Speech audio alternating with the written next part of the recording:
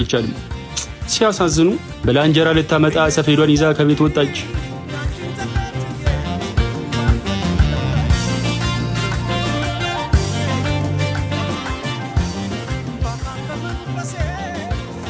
ከጓደኞቼ ጋር ቁጭ ብለን እያወራን ነው። ሁልጊዜ የሚያማርር አማረ የሚባል ጓደኛ ያለን ዛሬም እንደወትሮ ተክቶ እያማረረ ነው።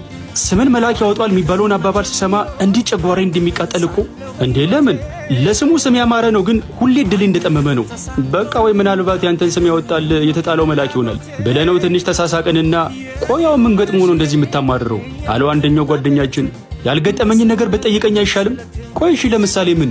ባለፈው የሆነ የጥርስ ሳሙና ከውጭ ኢምፖርት ባረግ ሰው እንዳለ ከሰል ጥርስ ያነጻል ብሎ ሳሙናውን ትቶ ጥርሱን በከሰል መፈቅፈቅ ጀመረ። አይ እንደዚህ ከሆነማ ብዬ የጥርስ ሳሙና ማስመጣቱን ተውኩና ከሰል ማከፋፈል ስጀምር በከሰል ጥርስ መፋቅ የጥርስ መስታወት ይነካል ብሎ ሰው እንዳለ ጥርሱን በከሰል መፋቅ አቆመ። ይሄው አሁን ደግሞ ፌስታል ማከፋፈል